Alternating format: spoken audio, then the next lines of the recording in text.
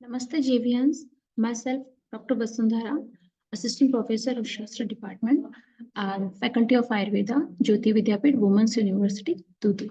आज मैं आपको एक रसशास्त्र और भेषज कल्पना की दृष्टि से बहुत ही बेहद इम्पोर्टेंट टॉपिक सैवीरतावधि पढ़ाने जा रही हूँ, जो कि हमारे रसशास्त्र और भेषज दोनों ही सब्जेक्ट्स में बहुत ही इम्पोर्टेंट है।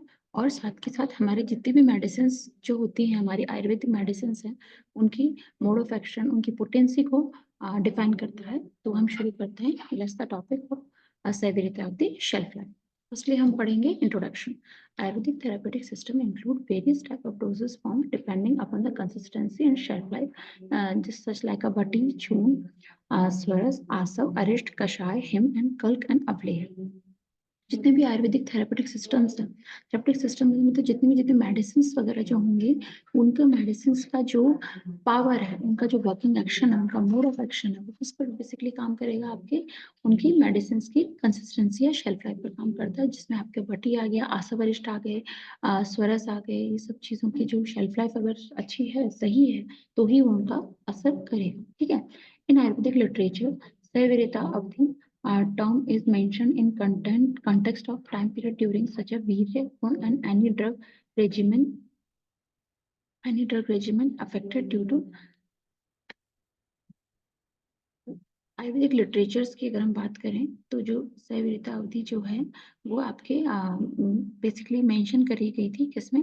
आपके मेडिसिन के वीर्य और गुण के आधार पर उसमें मेंशन करी जाती है। और सैवीरता अवधि का मतलब यह है कि वह अवधि, वह एक पर्टिकुलर टाइम पीरियड जिसमें कि कोई भी मेडिसिन का समय अवधि के अनुसार उस पर वीर्य और गुण उसके बने रहें, और उस पर कोई भी माइक्रोबियल इन्फेक्शन हो या वातावरण से संबंधित कोई भी हो, चाहे गर्मी हो, बारिश हो, उसका कोई असर ना पड़े, और उसकी पोटेंसी और उसका जो पावर है मेडिसिन का, that is as it is बना रहे। तो एक सैवीरता अवधि is a term, is a time period, एक पर्टिकुलर टाइम पीरियड होगा जिसमें कि मेडिसिन के वीर्य गुण वगैरह बने रहेंगे और उस पर कोई भी इन्वायरमेंटल इफेक्ट नहीं होगा। आचार्य शारंगधर। अब बात आती है सैवीरता अवधि को फर्स्टली डिस्क्राइब किसने किया? तो सैवीरता अवधि को फर्स्टली डिस्क्राइब किया था आचार्य शारंगधर ने डिस्क्राइब किया था, और बहुत सारे फॉर्मुलेशंस में डिस्क्राइब किया था, और उन्होंने ही फर्स्टली सैवीरता अवधि की पर्टिकुलर टाइम पीरियड मेंशन किए गए थे। सैवीरता अवधि से फॉर्मुलेटेड डिपेंड ऑन 3 मीनिंग्स। अब 3 मेन थिंग्स पर डिपेंड करता है सैवीरता अवधि।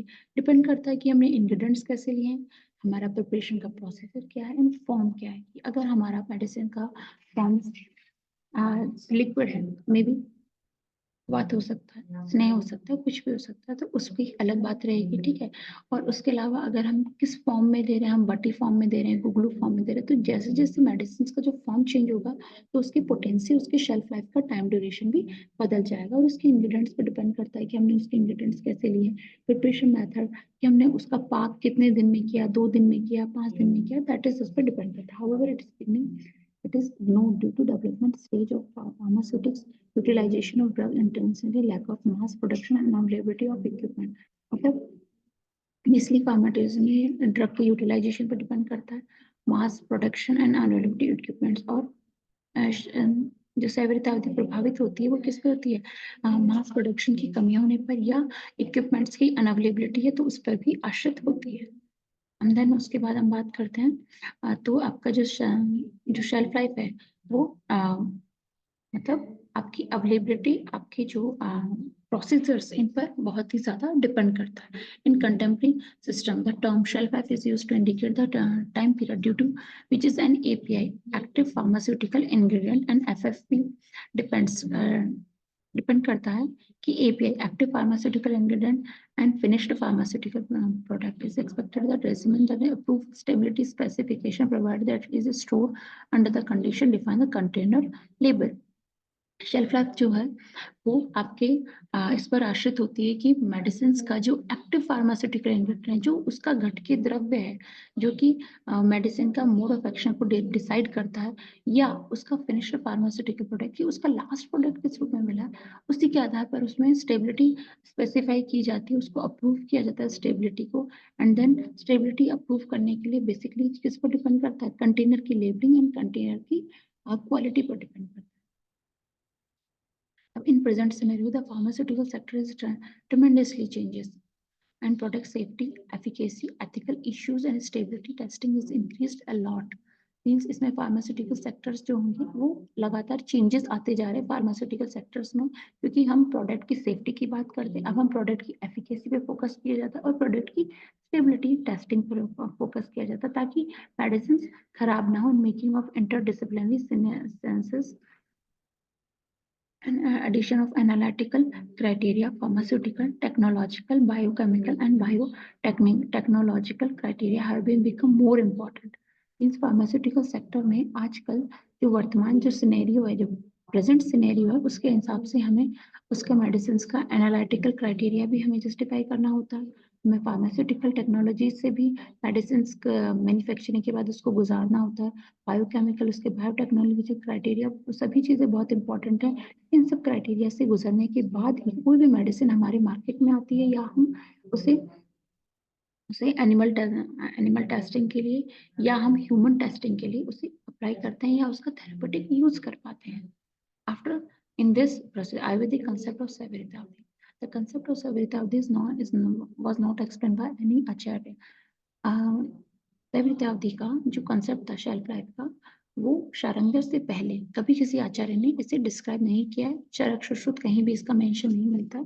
उसके बाद 13th सेंचुरी होने के बाद उसके बाद वंशसेन, शारंगधर, योग रत्नाकर, इन सब ने इसे वेल एक्सप्लेन किया है। The shelf life period of various Ayurvedic dosage form को डिसाइड किया गया।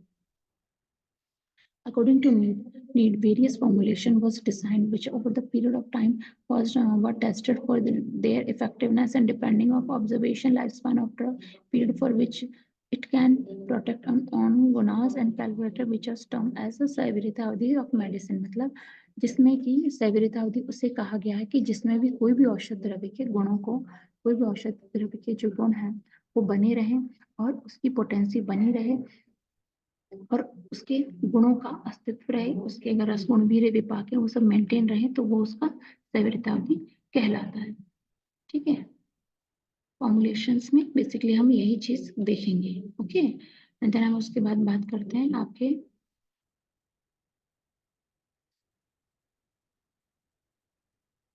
तो आपके सेवरितावधि में आप किस किस चीज पर फोकस करेंगे, उसके गुणों पर, उसकी पोटेंसी देखी जाएगी और पर्टिकुलर टाइम पीरियड हर एक मेडिसिन का सेवरितावधि का टाइम पीरियड डिफरेंट डिफरेंट होता है। तो हम बात कर रहे हैं अब हम कल्कवात की। अगर हम बात करें तो वंशसेन शारंगधर ने कल्कवात सरस का कोई भी टाइम पीरियड नहीं दिया। उन्हें कहा गया सद्यग्रहण, सद्योग्रहण के लिए कहा गया। सद्योग्रहण का मतलब जैसे ही आपने क्वाथ बनाया, कल्क बनाया, स्वरस बनाया, कुछ भी है तो आप उसे तुरंत ही उसे कंजप्शन करेंगे। जबकि योग रत्नाकर जो कि 7वीं शताब्दी की वो उसमें जो है क्वाथ, कल्क और स्वरस का टाइमिंग क्या बताया, 3 घंटे बताया गया। ठीक है, अब उसके बाद बात आती है अंजन। अंजन का शेल्फ लाइफ कितना बताया है, 3 मंथ बताया। मतलब क्वाथ, कल्क, स्वरस का जो शेल्फ लाइफ है 3 आवर्स का है, जबकि अंजन और इसका कितना बताया, 3 मंथ बताया है। ओके, एंड देन उसके बाद बात करते हैं हम जो वटी का जो बताया है शेल्फ लाइफ बताइए, शारंगधर ने बताइए 1 ईयर, 1 साल की शेल्फ लाइफ शारंगधर ने बताई है। गुड़, अवलेह, इन सब की शेल्फ लाइफ बताइए 12 महीने। ठीक है, शारंगधर ने, जबकि वंशसेन ने कितना बताया, 6 मंथ का शेल्फ लाइफ बताया है। तो अवलेह की शेल्फ लाइफ कितनी है, 12 मंथ बताई है, जबकि शारंगधर का कितना है, 16 मंथ। ठीक है, और घृत और तेल का 6 मंथ बताया, जबकि आपका जो शारंगधर ने बताया 16 मंथ का शेल्फ लाइफ बताया घी तेल कल्पना का, जबकि वंशसेन ने 12 मंथ ऑफ शेल्फ लाइफ बताई है। और आसव धातु रस प्रिपरेशन का लॉन्ग टर्म स्टेबिलिटी, मतलब जितनी भी रस प्रिपरेशन है, चाहे आपकी भस्म हो कि कोई कोई खरलीय रसायन है, पोटली रसायन है, कुपी पकवा रसायन है, ऐसा कोई भी रसायन है तो उसकी शेल्फ लाइफ कितनी होती है, लॉन्ग टर्म, उसका अनंत काल बताया, उसका शेल्फ लाइफ बताया। और आशा वरिष्ठ का शेल्फ लाइफ कितना बताया आचार्य शारंगधर इन सब के हिसाब से, अकॉर्डिंग टू आयुर्वेदा। हाँ, आयुर्वेदा के हिसाब से आपका एक अनंत काल रहेगा। जबकि हम बात करें gadgets of India, gadgets of India के हिसाब से जितने भी है चूर्ण, क्वाथ, चूर्ण, इसके आधार पर जो शेल्फ लाइफ बताइए। देखिए, gadgets of India first of all आए थे 2009 में। 2009 में इसके अंतर्गत है pharmaco vigilance and drug and cosmetic act के अंतर्गत आते हैं। शेल्फ लाइफ किसका पार्ट है, शेल्फ लाइफ हमारे ड्रग एंड कॉस्मेटिक का पार्ट है। ठीक है, इसमें गैजेट्स ऑफ इंडिया के अंतर्गत ही आता है, ठीक है। और इसमें चोन क्वाद चोन इसमें गैजेट्स में रहेगा 2009 गैजेट्स ऑफ इंडिया के हिसाब से चोन क्वाद का क्या शेल्फ लाइफ रहेगा, 2 इयर्स रहेगा। जबकि उसके बाद 2009 के बाद गैजेट्स ऑफ इंडिया 2009 के बाद हमें शेल्फ लाइफ को रिवाइज किया गया गवर्नमेंट ऑफ इंडिया के द्वारा, कब किया गया, 2016 में। इसमें भी चोन क्वाद की शेल्फ लाइफ सेम रखी, एज इट इज सेम रखी गई, वो थी आपकी 2 ईयर। फिर उसके बाद बात आती है गुटिका की। गुटिका में आपके क्या रहेगा, वटी पिल्स टैबलेट्स इन सब की शेल्फ लाइफ कितनी बताई गई, गैजेट्स ऑफ इंडिया 3 इयर्स बताई गई। ओके, विथ रस प्रिपरेशन, मतलब अगर कोई पारद गंधक से बनी हुई टैबलेट्स है, पिल्स है, गुटिका है, वटिका है, तो उसकी शेल्फ लाइफ कितनी रहेगी, 3 इयर्स रहेगी। जबकि अगर कोई कास्ट औषधि से संबंधित कोई गुटिका है, कोई टैबलेट है, उसकी शेल्फ लाइफ कितनी, 3 इयर्स। गुटिका टैबलेट, कास्ट औषधि, रस, उपरस, महारस, मेटेलिक, गुगलू, इन सब की अगर कोई गुगलू प्रिपरेशन है, रस है, उसमें महारस है, मेटेलिक कोई भस्म है, तो उसका शेल्फ लाइफ कितना रहेगा, 5 ईयर रहेगा। ओके, तो आपकी जितनी भी, मतलब अगर कोई भी भस्म वगैरह डाल करके मेडिसिन बनी है तो उसका शेल्फ लाइफ कितना रहेगा, 5 ईयर रहेगा।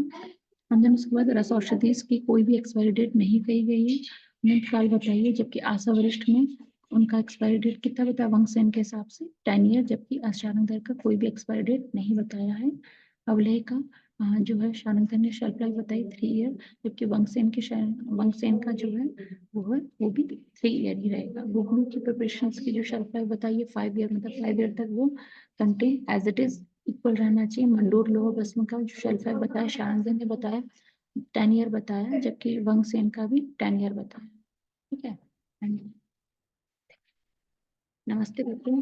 ओके, धन्यवाद बच्चों, टुडेज टॉपिक इज कंप्लीटेड।